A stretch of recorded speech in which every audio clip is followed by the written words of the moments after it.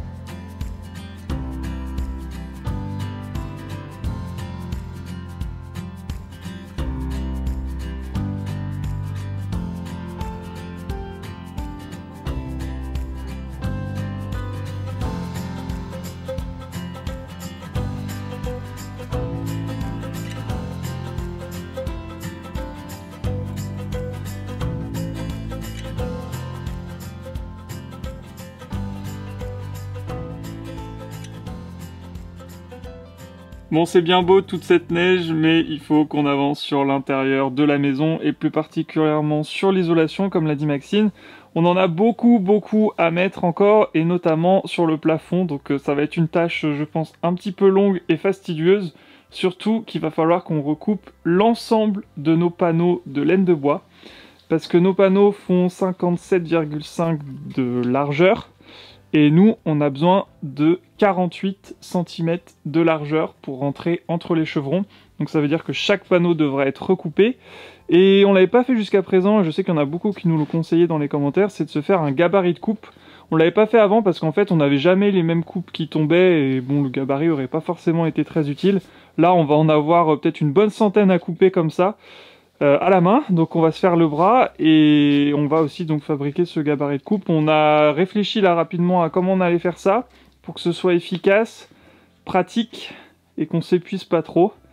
Donc on va poser la caméra, on va se poser 2 minutes et puis on va vous montrer ça. T'es confiante? Oui. J'ai peur d'avoir mal au bras à la fin de la journée.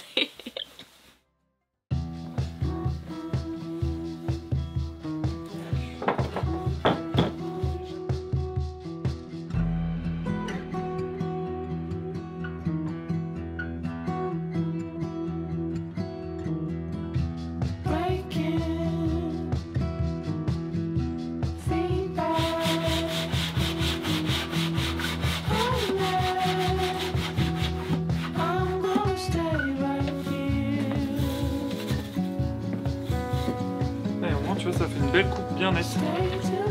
Ok.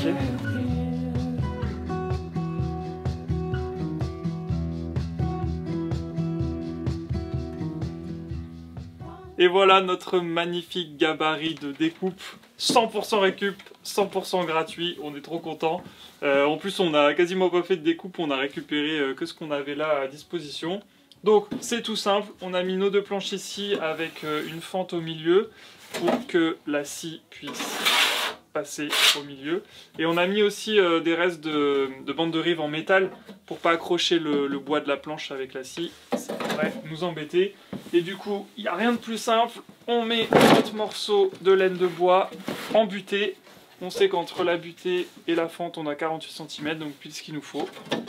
Et il n'y a plus qu'à couper en suivant le guide. Donc le plus dur est à venir, maintenant il va falloir couper tout ça avec nos petits bras. Mais ça va nous faire gagner, je pense, beaucoup de temps et beaucoup de confort dans la coupe.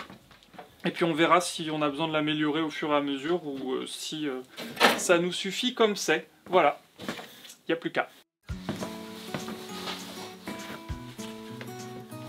Allez, c'est parti les amis.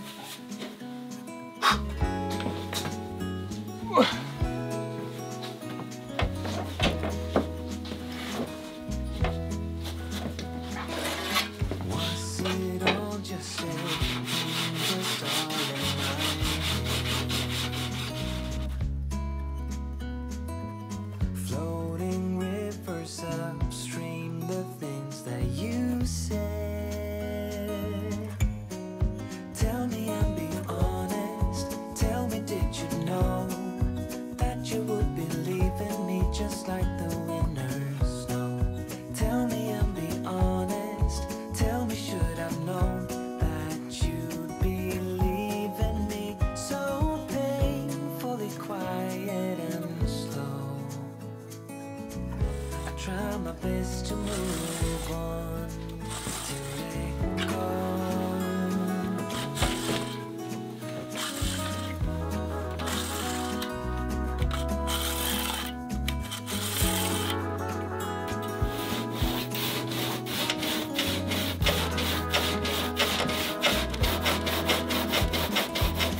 They say time is a healer, just you wait and see.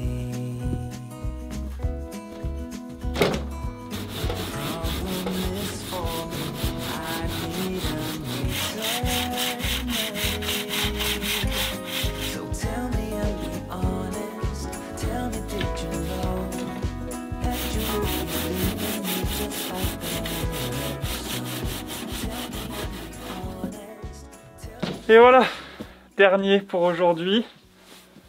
Mon bras est encore attaché à mon corps, ça va. C'est pas si physique que ça va. C'est un peu dur, mais on prend le... Bah, j'avoue, Maxine, elle y arrive un peu moins. Il faut quand même un petit peu de force. Mais dans l'ensemble, ça va, ça se fait bien. C'est juste que c'est un peu long. On avait prévu au départ de louer une scie alligator. Mais c'était assez cher. Et là, ce mois de janvier, notre mantra, c'est un petit peu économie, économie, économie. Et surtout, de toute façon... Avec la neige et le verglas qu'il y a partout, on n'aurait même pas pu aller la chercher si on avait voulu. Donc c'est pas grave, on se débrouille avec la scie à main. Ça marche plutôt bien, c'est long. Mais le plus dur reste à faire, il va falloir mettre maintenant tout ça dans le plafond. Mais on fera ça demain.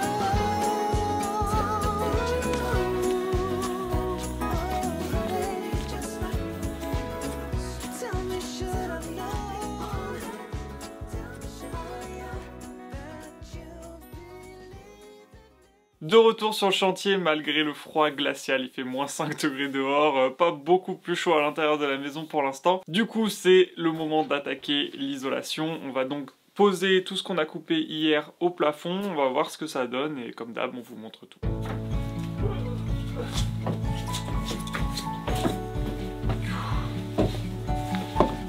Wow. Ah bah c'est toi! Tu l'as pas lancé sur le truc, j'ai pas eu le temps de l'attraper. Bah toi de l'attraper, et toi tu dois pas couper. Mais regarde! Ah, j'ai plus!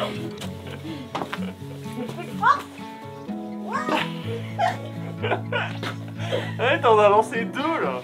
Non, 3, mais toi tu les attrapes pas! Yo! Ah.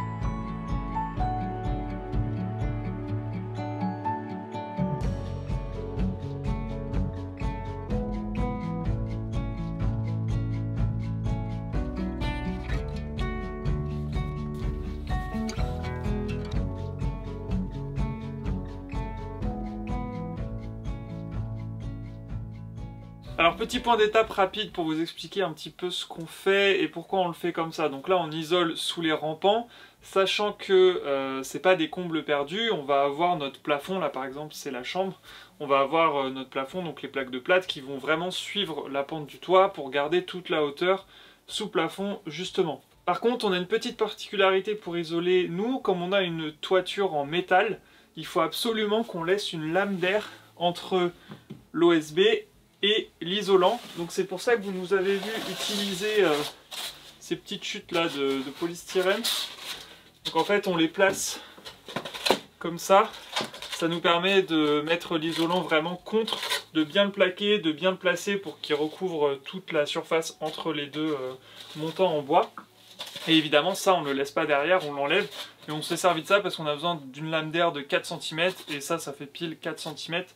Donc c'est parfait. Du coup, moi je serais partant de laisser cette lame d'air non ventilée dans le sens où on ne fait pas d'ouverture particulière en bas et en haut au niveau de la faîtière et en fait on laisse le pare-pluie qui laisse s'échapper naturellement la vapeur d'eau faire son œuvre et à mon sens ça suffit parce que j'ai vu qu'en faisant des ouvertures on pouvait justement faire rentrer de l'air froid principalement en hiver et c'est de l'air froid humide donc qui n'est pas du tout là pour sécher ce qui doit être séché et qui au contraire peut créer encore plus de condensation. À la fin avec tous ces éléments en tête on savait plus trop quoi faire et on a envoyé un mail au service technique de Jorecide pour nous aiguiller là-dessus pour nous dire vraiment ce qu'il fallait faire.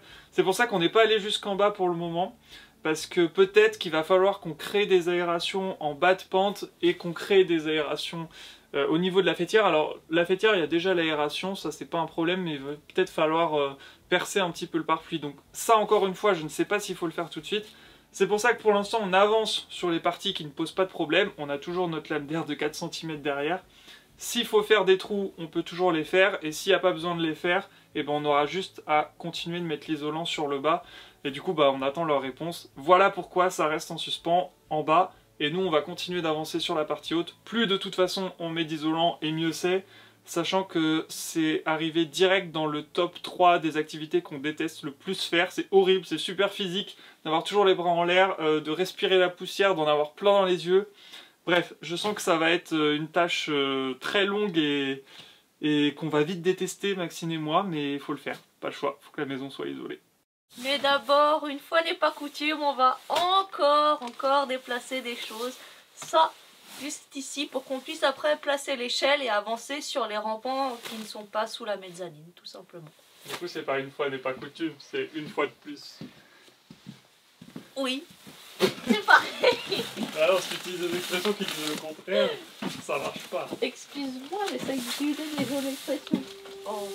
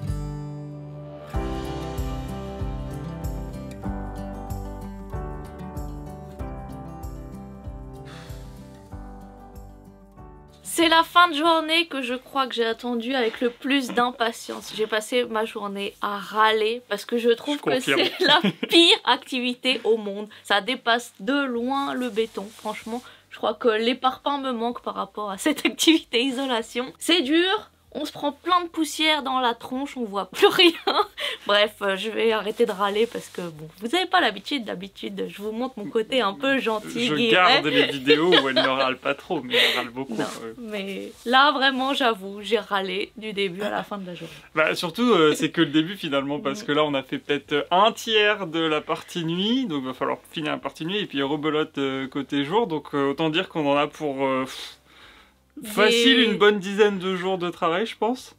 Donc on va étaler ça, je vous rassure, il n'y aura pas 10 vidéos d'affilée que sur l'isolation, on va essayer d'étaler un petit peu ça, déjà pour nous, et puis pour vous aussi, pour que ce soit un peu plus sympa à regarder. Mais bon, après, je suis partagé entre le fait que, oui, effectivement, c'est extrêmement chiant à faire, on en a plein les yeux et tout, et bah, c'est quand même rassurant d'avancer sur cette activité parce qu'on est bien obligé de passer par là avant de continuer le reste des travaux à l'intérieur. Le fait qu'il fasse extrêmement froid dehors et qu'on isole à l'intérieur, je sais pas, je trouve qu'il y a une relation assez logique entre tout ça. Donc on avance, c'est chiant, mais il faut le faire. Et entre-temps, on a eu donc un appel de l'expert juricide à qui on avait envoyé un mail ce matin, donc il a été super réactif, ça c'est cool. Très très gentil, qui nous a donc expliqué qu'il fallait bien que la lame d'air soit aérée. J'aurais préféré qu'ils me disent le contraire, parce que du coup ça nous donne du travail en plus, mais c'est pas grave, on va le faire, donc on vous montrera dans la prochaine vidéo peut-être comment on s'y prend. En attendant, on va continuer d'avancer sur le placement des isolants. Et puis là on va rentrer, on va aller se laver, parce que j'ai l'impression que on a toute la poussière du monde sur nos épaules. Ce qui est rassurant, c'est qu'il y a pas mal de gens sur Insta qui nous ont dit que eux aussi c'était la partie qu'ils ont le plus détestée. Quand ils ont fait des travaux. Quand ils ont fait leur rénovation ou leurs travaux. Mais que la partie pose du pare-vapeur était une des plus satisfaisantes. Et comme ce sera l'étape d'après, ça nous encourage et ça nous dit, bon allez, là c'est dur, c'est difficile, mais les jours seront plus beaux une fois que ça sera fini. Oui, puis chaque petit morceau d'isolant posé aussi, c'est un petit peu plus de place de gagner dans la maison. On entrepose ça depuis des mois et des mois. Donc voilà, tout est positif quand même à la fin de cette journée. Enfin, je suis quand même content d'avancer là-dessus, je l'ai déjà dit, mais il faut bien qu'on le fasse. Et je suis content quand même d'être à cette étape-là. Moi, je serai contente après. Oui, tu seras contente quand tu seras dans le lit, tranquille, quand tout sera terminé. Il faudrait que cette nuit, il y ait des petites fourmis qui viennent poser les isolants. Si vous nous entendez, petites fourmis, allez-y, on laisse la porte ouverte. S'il y a des fourmis qui rentrent dans la maison, c'est qu'on n'a pas bien travaillé sur l'étanchéité. Bref, on commence à dire n'importe quoi, je crois que c'est la poussière qui nous monte au nez. En tout cas, merci beaucoup d'avoir regardé cette vidéo jusqu'au bout. On espère malgré tout qu'elle vous a plu. Si c'est le cas, n'hésitez pas à vous abonner, à mettre un petit j'aime, un petit commentaire, on adore toujours vous lire. Et on se retrouve avec grand plaisir dans la prochaine vidéo. Salut.